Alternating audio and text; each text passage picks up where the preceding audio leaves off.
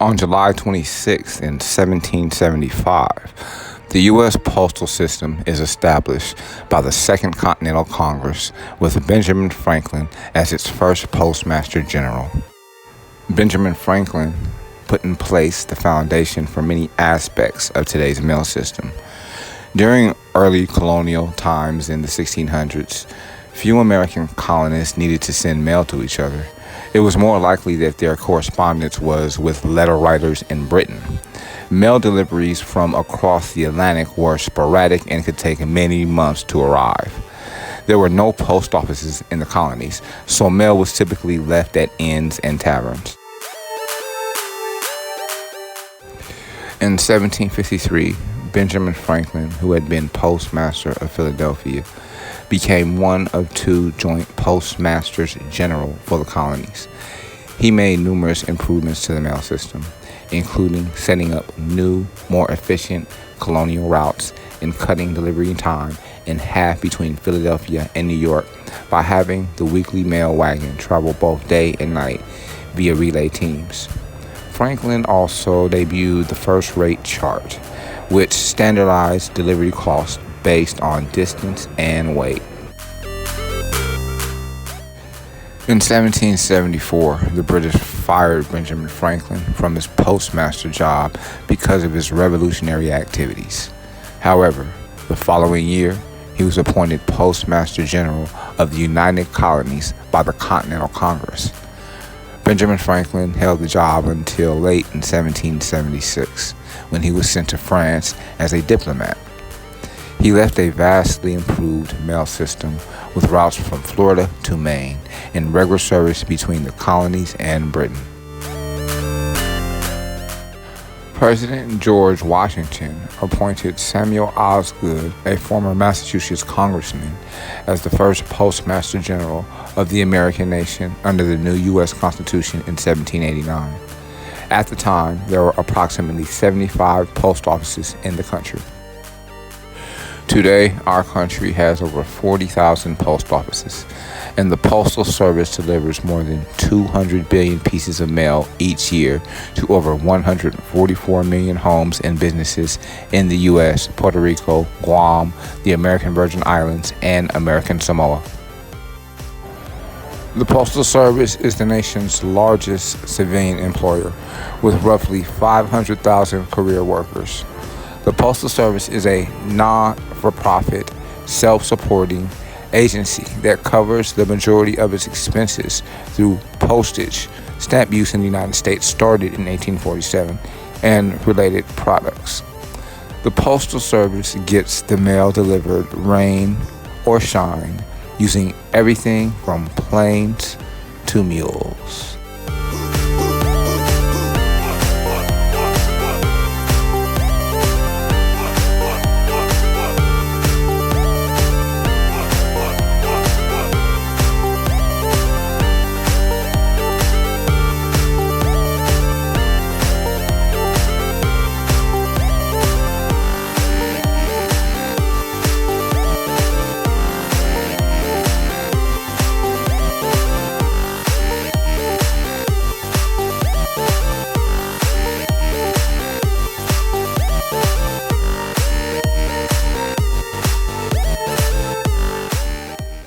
On July 26 in 1847, the Republic of Liberia, formerly a colony of the American Colonization Society, declares its independence.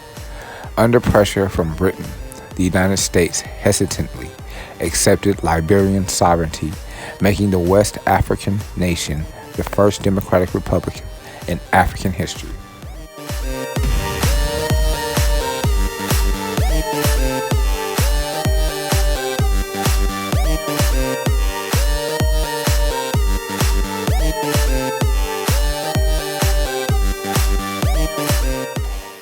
The Liberian Constitution was modeled after the Great Constitution of the United States. In 1848, Joseph Jenkins Roberts was elected Liberia's first president.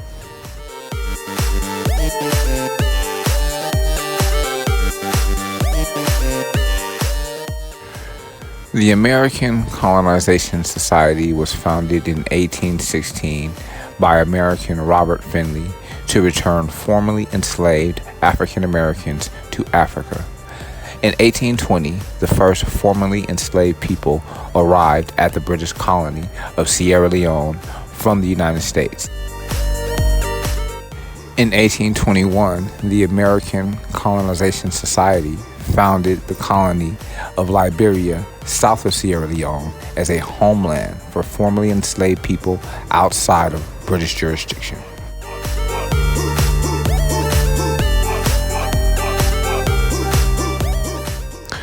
The American Colonization Society came under attack from U.S. abolitionists who charged that the removal of the formerly enslaved from the United States strengthened the institution of slavery.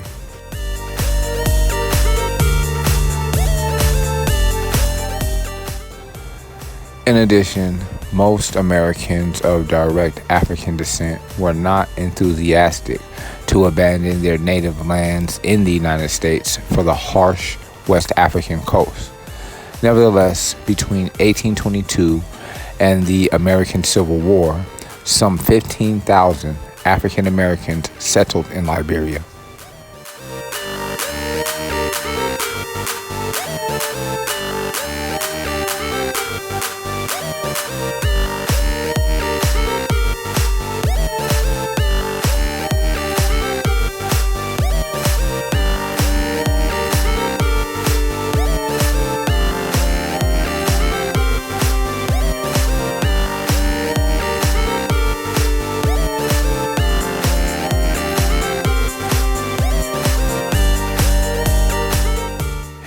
Independence was granted to Liberia by the United States in 1847, and Liberia aided Britain in its effort to end the illegal West African slave trade. Official U.S. diplomatic recognition came in 1862.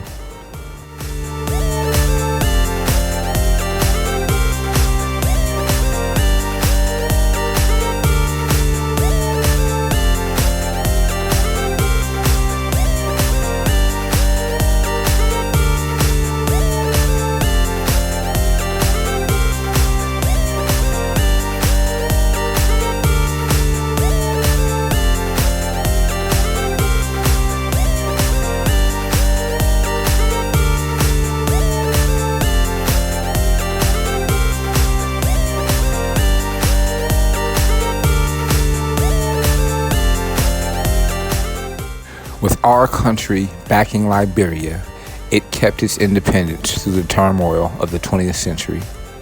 A costly civil war began in 1989 and lasted until 1997, when Charles Taylor was elected Liberian president in free elections.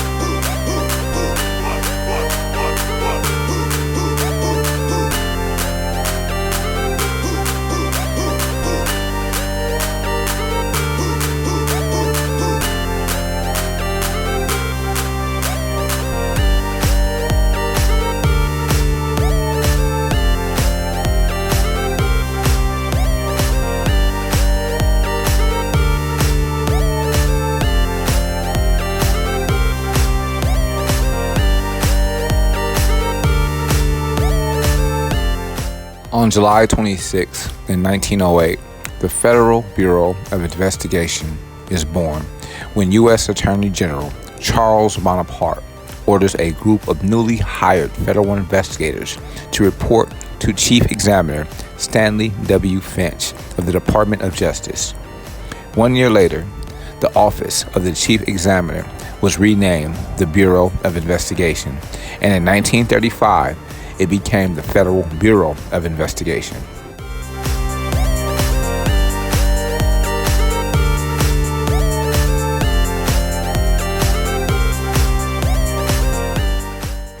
When the Department of Justice was created in 1870 to enforce federal law and coordinate judicial policy, it had no permanent investigators on its staff. At first, it hired private detectives when it needed federal crimes investigated, and later rented out investigators from other federal agencies, such as the Secret Service, which was created by the Department of Treasury in 1865 to investigate counterfeiting. In the early part of the 20th century, the Attorney General was authorized to hire a few permanent investigators, and the Office of the Chief Examiner, which consisted mostly of accountants, was created to review financial transactions of the federal courts.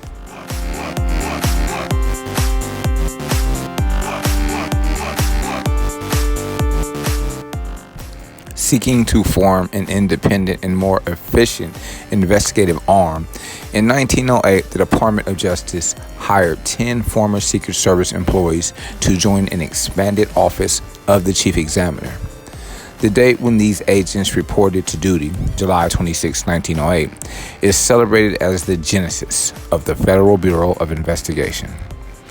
By March 1909, the force included 34 agents, and Attorney General George Wickersham, Bonaparte's successor, renamed it the Bureau of Investigation. The federal government used the Bureau as a tool to investigate criminals who evaded prosecution by passing over state lines. And within a few years, the number of agents had grown to more than 300. The agency was opposed by some in Congress who feared that its growing authority could lead to abuse of power. With the entry of our country into World War I in 1917, the Bureau was given responsibility in investigating draft resistors, violators of the Espionage Act of 1917, and immigrants suspected of radicalism. Meanwhile, J. Edgar Hoover, a lawyer and former librarian, joined the Department of Justice in 1917, and within 2 years had become Special Assistant to Attorney General A. Mitchell Palmer.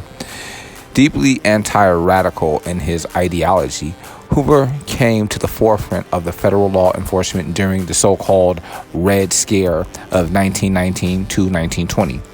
He set up a card index system listing every radical leader, organization, and publication in the United States, and by 1921 had amassed some 450,000 files. More than 10,000 suspected communists were also arrested during this period, but the vast majority of these people were briefly questioned and then released. Although the Attorney General was criticized for abusing his power during the so-called Palmer raids, Hoover emerged unscathed, and on May 10, 1924, he was appointed acting director of the Bureau of Investigation. During the 1920s, with Congress's approval, Director Hoover drastically restructured and expanded the Bureau of Investigation. He built the agency into an efficient crime-fighting machine. J. Edgar Hoover is given credit for establishing a centralized fingerprint file, a crime laboratory, and a training school for agents. In the 1930s, the Bureau of Investigation launched a dramatic battle against the epidemic of organized crime brought on by Prohibition. Notorious gangsters such as George Machine Gun Kelly or John Dillinger, or even Louis Lepke Buckhalter, the elusive head of Murder, Inc., were all successfully investigated and captured by Hoover's G-Men.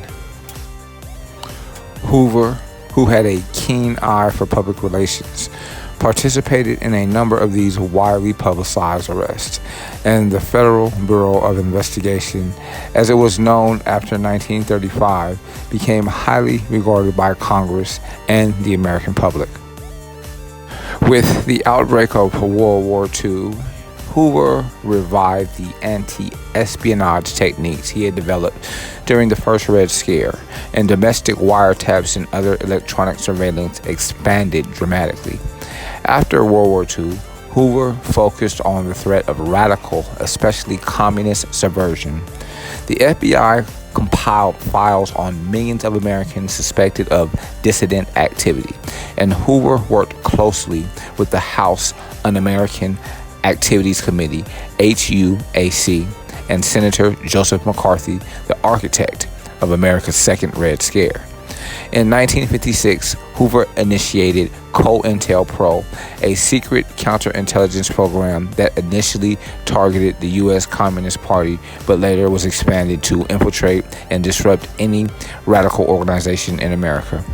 During the 1960s, the immense resources of COINTELPRO were used against dangerous groups such as the Ku Klux Klan, but also against African American civil rights organizations, liberal anti-war organizations, African American civil rights organizations were systematically targeted by our nation's FBI. One figure especially targeted was civil rights leader Martin Luther King Jr., who endured systematic harassment from the FBI. By the time Hoover entered service under his 8th president in 1969, the media, the public, and Congress had grown suspicious that the FBI might be abusing its authority. For the first time in his bureaucratic career, Hoover endured widespread criticism, and Congress responded by passing laws requiring Senate confirmation of future FBI directors and limiting their tenure to 10 years. On May 2nd in 1972, with the Watergate scandal about to explode onto the national stage, J. Edgar Hoover continued his eternity. The Watergate affair subsequently revealed that the FBI had illegally protected President Richard Nixon from investigation, and the agency was thoroughly investigated by Congress. Revelations of the FBI's abuses of power and unconstitutional surveillance motivated Congress and the media to become more vigilant in the future monitoring of the FBI.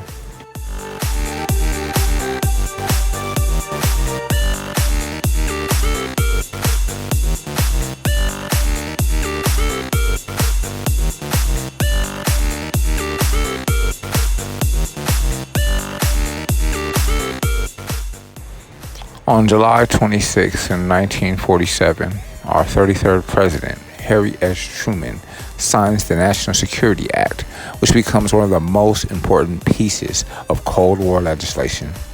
The act established much of the bureaucratic framework for foreign policymaking for the next 40-plus years of the Cold War. By July 1947, the Cold War was in full swing. Our country and the Soviet Union, once allies during World War II, now faced off as ideological enemies. In the preceding months, the administration of President Truman had argued for and secured military and economic aid to Greece and Turkey to assist in their struggles against communist insurgents. In addition, the Marshall Plan, which called for billions of dollars in United States aid to help rebuild war-torn Western Europe and strengthen it against possible communist aggression, had also taken shape. As the magnitude of the Cold War increased, however, so too did the need for a more efficient and manageable foreign policymaking bureaucracy in our country. The National Security Act was the solution.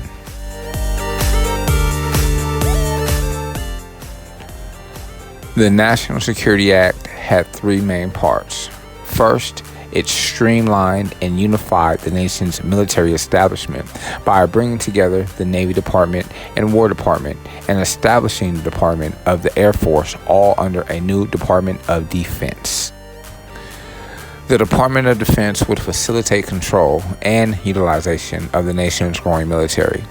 Second, the act established the National Security Council.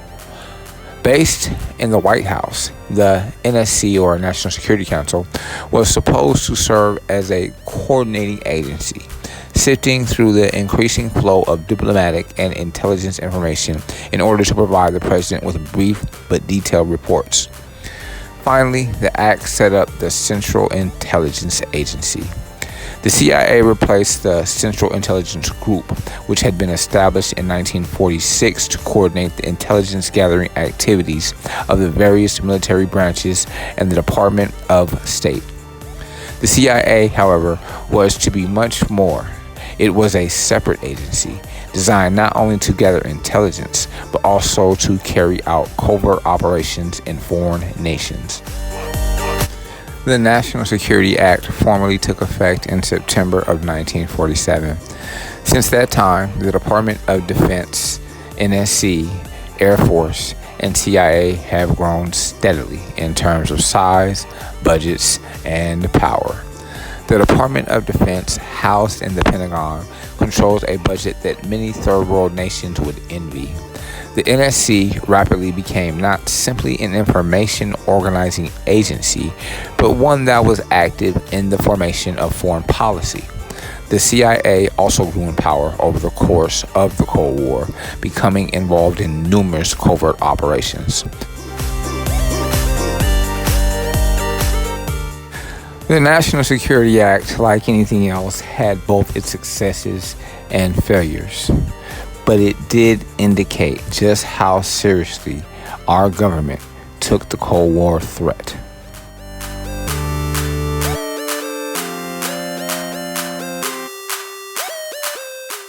All historic information divulged and documented on this audio file can be verified on History.com.